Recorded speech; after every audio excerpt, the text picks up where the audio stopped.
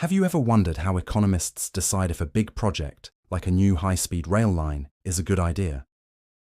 Or how governments figure out whether to cut taxes or lower interest rates to boost the economy? The answers to many of these questions can be traced back to one brilliant mind, Sir John R. Hicks. He was a quiet revolutionary who gave modern economics a precise vocabulary and a practical map to navigate the complex world of money, markets, and human choice. He didn't just invent theories. He built tools that policymakers still use every single day. So, how did one man from a small town in England end up shaping the global economy? Let's find out. John Hicks was born in 1904, growing up in a Britain grappling with the fallout of World War I. The economy was a mess, with massive unemployment and debates raging about the gold standard. He went to Oxford, initially drawn to math, but soon found his calling in the buzzing new field of philosophy, politics, and economics. This wasn't just academic curiosity. The problems were real and urgent. After brief stints in journalism and teaching, he landed at the London School of Economics, a hotbed of intellectual ferment. The world was on the brink of massive change, and Hicks was about to step onto the center stage of economic thought, ready to provide the clarity and rigor it desperately needed. At the LSE, Hicks wasn't working in a vacuum. He was part of a circle of intellectual giants. There was Lionel Robbins, who famously defined economics as the science of choice under scarcity, pushing for clear, logical arguments. Hicks teamed up with RGD, Allen, and together they sharpened our understanding of why consumers buy what they buy. They stood on the shoulders of earlier pioneers like Pareto and Edgeworth, refining their mathematical tools and making them accessible. Meanwhile, across town at Cambridge, another revolution was brewing. John Maynard Keynes was developing his radical new ideas about government spending and unemployment. Hicks found himself in the middle of it all, a bridge between the meticulous micro-level analysis of the LSE and the big-picture, macro-level thinking of Keynes. His genius was in his ability to listen, synthesize, and build something new and powerful from these competing ideas. One of Hicks's first major breakthroughs was in understanding you, the consumer. Before Hicks, the idea of consumer surplus, the extra value you get from a product beyond what you paid for it, was a bit fuzzy. Hicks, using clever concepts like compensated demand, made it precise.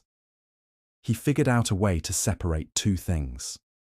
When the price of something changes, how much of your decision is because it's now cheaper relative to other things, and how much is because you now have more purchasing power. This seemingly abstract idea had a huge real-world impact. It gave economists a concrete way to measure the costs and benefits of a policy in dollars and cents, or pounds and pence. This wasn't about putting a price tag on happiness, but about creating a clear, measurable way to see how economic changes affect people's well-being. Laying the foundation for modern cost-benefit analysis, Hicks then turned his attention to a much bigger question. How does an entire economy work? The traditional view was of a general equilibrium, a sort of final resting point where everything is balanced. Hicks thought this was too static and unrealistic. In his masterpiece, Value and Capital, he introduced the idea of a temporary equilibrium. He saw the economy as a sequence of moments where prices are set based on people's expectations about the future. But what happens when those expectations change, or when businesses produce more than people buy? This dynamic view raised a crucial question. Does a free market economy naturally steer itself back to a stable path, or can it spiral out of control? Hicks didn't solve the stability puzzle completely, but he framed the question in a way that has guided economic research for decades, forcing us to think about the economy not as a static picture, but as a constantly evolving movie. This brings us to one of Hicks's most famous and controversial ideas. Most government projects, from building a new airport to imposing a carbon tax, create winners and losers. The old standard, called Pareto efficiency, said a change is only good if it makes at least one person better off and no one worse off. That's a pretty high bar. Almost nothing would ever get done. So Hicks, along with Nicholas Kaldor, proposed a more practical solution: the compensation principle. A policy is an improvement if the winners could, in theory, compensate the losers and still come out ahead. Notice the key words: in theory. The compensation doesn't actually have to be paid. This idea was criticized for potentially ignoring fairness and the distribution of wealth, but it provided a pragmatic tool that allowed cost-benefit analysis to move forward, enabling policymakers to evaluate projects while keeping the question of who wins and who loses front and center. If you've ever taken an introductory economics class, you've almost certainly seen Hicks's most famous diagram, the ISLM model. In the wake of Keynes's general theory, there was a desperate need to translate his complex revolutionary ideas into a simple, usable framework.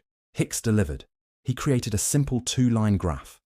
The IS curve represents equilibrium in the market for goods and services, showing the relationship between interest rates and economic output. The LM curve represents equilibrium in the market for money. Where they cross, you have a snapshot of the whole economy.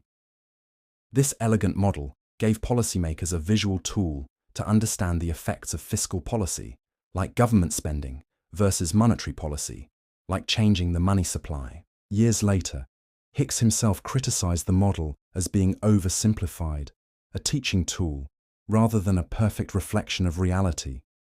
But that self-critique was also brilliant, as it anticipated the next wave of macroeconomic thought that would incorporate expectations and more complex dynamics. Hicks also made fundamental contributions to understanding the relationship between technology, wages, and economic growth. In The Theory of Wages, he gave us the concept of elasticity of substitution. It sounds complicated, but it's just a measure of how easily a factory can replace workers with machines, or vice versa. Why does this matter?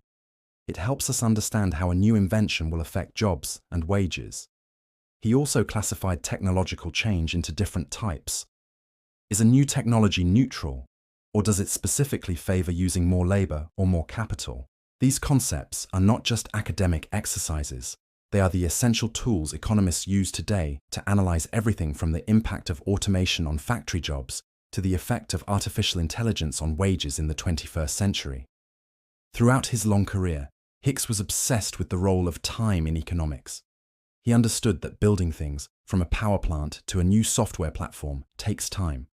These capital goods link the present to the future. In books like Capital and Growth, he explored how the time structure of production and our expectations about the future drive investment and business cycles. He wasn't content with just abstract theory. He applied these ideas to history. In A Theory of Economic History, he investigated how institutions, like property rights and markets, combine with technology to create long waves of economic development. He showed that to truly understand the economy, you can't just look at a snapshot in time. You have to understand it as a historical process, a story unfolding over decades and centuries. From giving us the language to measure welfare to drawing the map of the macroeconomy, John Hicks was a builder. He took the tangled threads of economic thought and wove them into a coherent, practical, and powerful framework. His ideas are so deeply embedded in modern economics that we often use them without even realizing their origin. He was a thinker who combined mathematical precision with a deep understanding of history and institutions. He gave us tools not just to understand the world, but to try and make it a little bit better. So, the next time you hear a debate about interest rates, government spending, or the impact of a new technology, remember the quiet genius of John R. Hicks. His work continues to shape our world in profound ways. Thanks for watching. If you found this journey into economic history interesting, please give this video a like, and don't forget to subscribe for more deep dives into the minds that shaped our modern world. See you next time, you.